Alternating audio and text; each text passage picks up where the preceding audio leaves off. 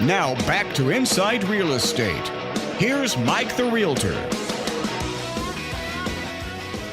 Hey, folks, we are back. InsideRealEstateRadio.com is the website. Time for some insurance talk. We got Richard Tonihka here, Goosehead Insurance, best insurance guy as far as I'm concerned in the Metroplex, right here in the heart of the Metroplex in Arlington. RichardTAgency.com is the website, RichardTAgency.com. What's up, Richard? Good morning. How are you doing? I'm good. Fantastic. Well, you kind of touched on something earlier in the fact that when you talked about investment properties,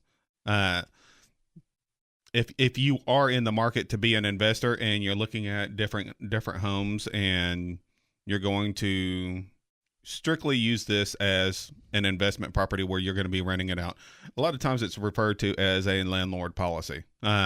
You will hear me talk about them as a dwelling policy because of the simple fact that what we're really looking at is protecting the dwelling. You don't have all the fringe benefits of having personal property, but we can't add those on. And let me back up. The amount of choices that you have for your landlord or your dwelling policies vary greatly. It's just like a normal homeowner's policy where you can have a very bad policy, even though it's still a policy. That doesn't cover you for much. It's very cheap. It's going to protect the dwelling if one of six things happens. and in a very specific order. Yes.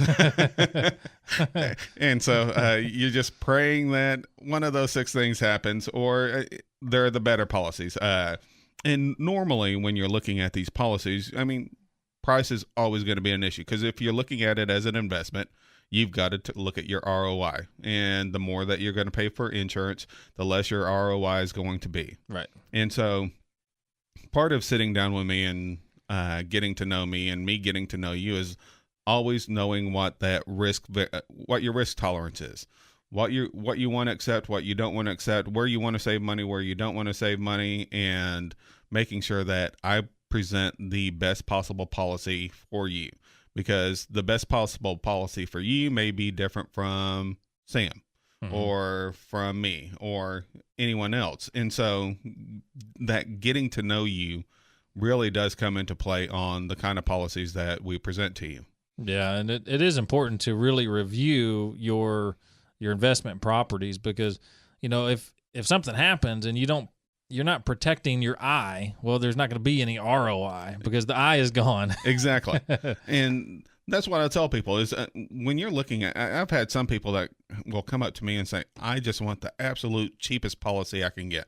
It's like, well, we can do that. And I don't really like doing it, but we can do it.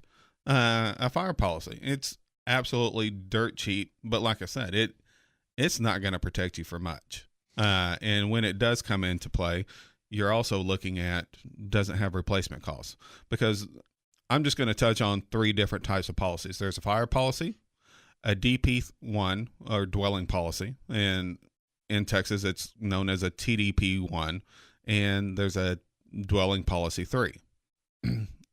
A fire policy covers you for exactly what it says: fire and lightning, and that's about it.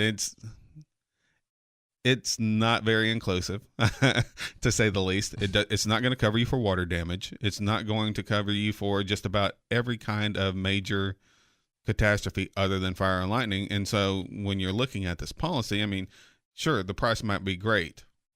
And for some of my customers that pay very little for their investment properties, and all they want to have is insurance on the house to appease the mortgage until they pay off their mortgage, and then they'll go without insurance because it's a risk that they're willing to take. It wouldn't be a risk that I'm willing to take, but I don't know what their ROI is, and I don't know how much money that they have, and I know how much they spend on the individual homes just because I have to have the insurance that matches that level. But other than that, they're paying very little for the homes, and so it's not something that they couldn't cover within a month or two of having that loss. Quick example on a fire policy. You know, let's just say a worst case scenario. Say a fire happens on a property. the fire damage is going to be very specific as what's covered. So, for example, if the fire department had to be called out, water damage to the rest of the property, it's very specific that's not even covered, correct? Yeah, so obviously if it's a significant fire department has to come out, put it out. You're going to be limited to what will be covered to what the fire touched and what the water damage was from the fire department. Exactly. So who in the right mind would want to just take the fire policy? Because you're looking at a very limited amount of recovery dollars right there. And that's when you're looking at how much did I spend on the home? Because let's just say hypothetically, I had a customer that spends $15,000, $20,000 on a home. They may spend $5,000, $10,000 fixing it up and then renting it out. So you're looking at $20,000, $30,000 in an investment. Mm-hmm. Within 2 or 3 years that they start getting that investment back, then they're not that concerned about having this fully insured. All they want to do is really just keep the bank off them by saying, yes, we have an insurance policy, and if something happens to where we have a total loss, we can sustain that. It's okay because we've got 15 other houses all about the same similar kind of amount that they paid, that they've had paid off, and so it's all just 100% profit now. Mm-hmm. But at the time, they had to take out a mortgage for each individual house. But now they're at a place where a $20,000, $30,000 hit 1 month isn't going to make them go stand in a bread line or anything. Right. Then the next thing is a TDP1. Of course, that's going to cover you for just a little bit more than a fire policy. It's really not a good policy either. If you had to have it, fantastic, but at least add replacement cost. Okay. Because it like I said, it's not going to affect you. It's not going to really protect you much better than the fire policy. The one thing that I really promote to people, and this is going to be true across the board or anything else, is whenever you're looking at your policy, if you ever see actual cash value on a homeowner's policy, it's a bad thing. It's when depreciation comes into account, and so they're going to depreciate the value of replacing your roof, replacing any kind of damage within the house. Maybe I don't know. It all depends on where you see actual cash value, or what's commonly referred to as ACV. What you want to do is if this is a big investment for you and it's something that you really want to protect, you have to have replacement cost value. There's no ifs, ands, or buts about it. And then there's other endorsements that you need to add on to it as well.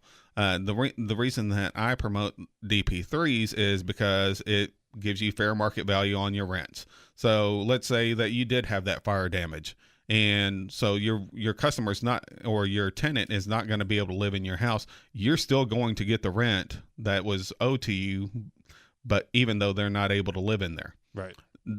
That apart from also repairing your house and taking care of everything else, because a DP3 is replacement costs. There are some DP3s out there that have actual cash value for the roof, and so it's important to know which carriers I'm representing that are going to depreciate the value of your roof, and which ones are going to have replacement costs for everything, because in the time of a big loss, it's really important that you're protected.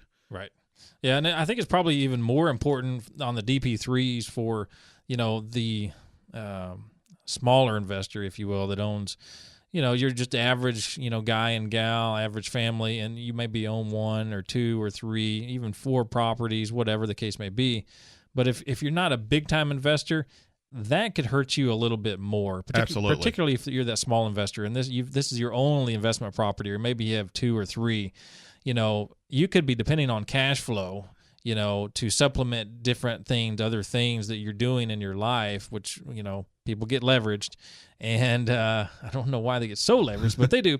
It could be important to have that DP3 where you're getting that rent income while the house is being, rehabbed. So. And I've had people that are looking at getting out of the investment markets and really investing more in real estate and having 1 or 2 investment homes. And if this is the case for you, you definitely need to call me, because it's making sure that your retirement is taken care of, and that if anything happens to your investment properties, that you're well taken care of, and that we're here for you to make sure that there's not going to be any hiccups, or the one thing I don't like are surprises, especially when it comes to a claim or anything else. So exactly.